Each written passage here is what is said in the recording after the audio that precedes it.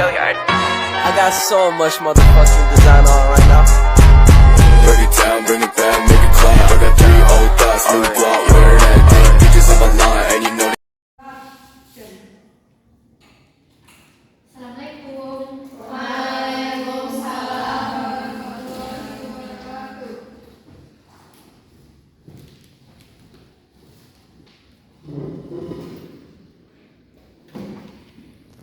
Bagaimana keadaan anak ibu hari ini? Sehat? Sehat. Baiklah, hari ini sebelum kita memasuki pembelajaran, alangkah baiknya kita membacakan doa terlebih dahulu ya anak ibu. Ya Bu. Pimpin Lydia.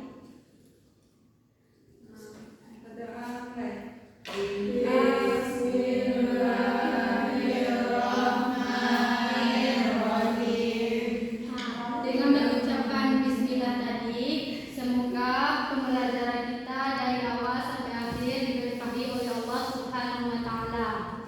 Amin. Ada yang enggak hadir pada hari ini? Hadir semua, Bu. Alhamdulillah hadir semua ya. Baiklah, sekarang kita akan mulai pembelajaran. Masih ingat anak ibu tentang materi minggu lalu tentang puasa? Apa pengertian puasa, Suci? Puasa adalah menahan yaitu menahan dari segala yang membatalkan dari terbit matahari sampai terbenam matahari. Betul. Jadi puasa itu adalah menahan diri dari yang membatalkan dari terbit fajar sampai terbenam matahari. Jadi anak-anak ibu sudah paham tentang materi kita itu ya? Baiklah, sekarang kita akan masuk kepada pengertian yaitu ketentuan am dan khas.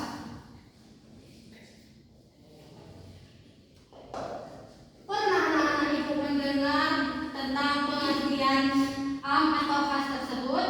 Belum. Nah, jadi tujuan pembelajaran kita pada hari ini yaitu anak-anak ibu bisa menjelaskan itu pengertian tentang am dan khas.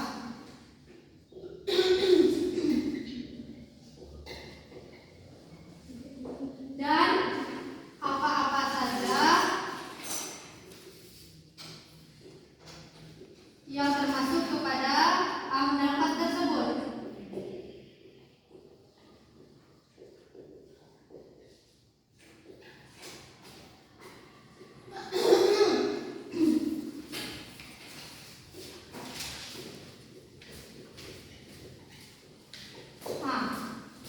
Yang pertama kita akan masuk kepada pengertian yang pertama yaitu pengertian am. Jadi secara bahasa am itu adalah umum. Kenapa dikatakan umum? Karena am itu mencakup atas keseluruhan yang ada di muka ini. Seperti contoh yaitu al-insan. Kenapa al-insan ini dikatakan dengan huruf am? Ya betul. Betul Baby, Suci, Lydia. Beri aplaus kepada mereka. Kenapa huruf al-insanu atau manusia ini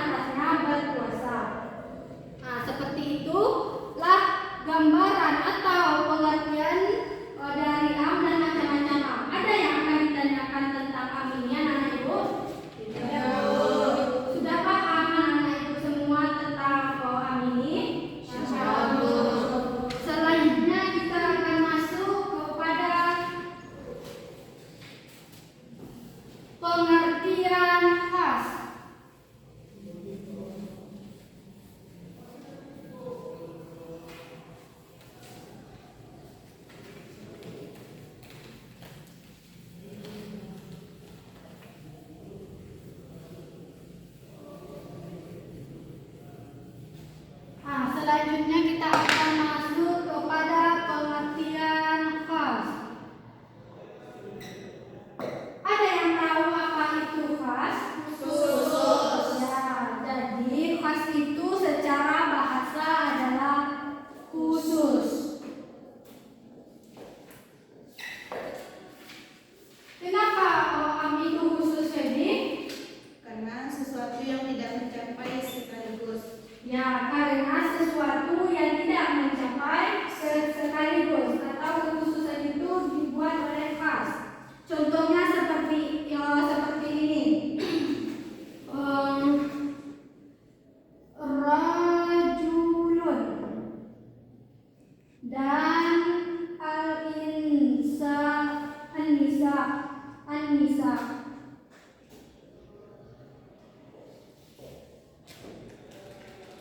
Nah, jadi rajulun ini hanya untuk laki-laki. Sedangkan nisa ini untuk perempuan. Maka lafal ini hanya terkhusus untuk laki-laki dan untuk perempuan. Itulah kegunaan dari khas, yaitu mengkhususkan lafal tersebut. Selanjutnya contohnya seperti apa? Coba sifat seperti apa contoh dari khas itu? Misalnya ada nas dari Al-Quran yang masih umum. Jadi fungsi dari nas ini adalah mengkhususkan ayat yang masih umum dalam Al-Quran tersebut. Betul. Jadi misalnya Al-Quran itu masih bersifat umum. Jadi kegunaan dari khas itu adalah mengkhususkan ayat-ayat Al-Quran yang masih umum. Misalnya contohnya yaitu surat An-Nisa ayat 11 dan akan dikhususkan atau dikhaskan pada surat hadis Al-Bukhari. Nah, disitulah dinyatakan kekhususannya oleh khas. Dari sampai penjelasan dari am dan khas ini, anak-anak itu paham apa itu am dan khas? Alhamdulillah, anak-anak itu paham tentang pengertian am dan khas tersebut. Karena waktu kita tidak mencukupi untuk melanjutkan pembelajaran, maka anak-anak itu semua ibu beri tugas untuk mencari lafaz-lafaz yang termasuk kepada kepada am atau khas. Minggu besok akan ibu periksa latihan anak ibu tersebut, ya. Ya, Bu. Ya, baiklah. Ada yang ingin ditanyakan sebelum ibu menutup pembelajaran? Ya, Bu. Baiklah, karena anak ibu sudah paham tentang am ini, langkah baiknya diluruskan kursinya terlebih dahulu. Kiki, coba perhatikan Kiki. Nah, sebelum kita menutup pembelajaran, langkah baiknya kita membacakan doa terlebih dahulu supaya apa yang telah ibu sampaikan dan apa yang telah anak-anak ibu pelajari mendapatkan ridha dari Allah dan manfaat. Membacakan doa pimpin Lydia. Untuk menutup pembelajaran, kita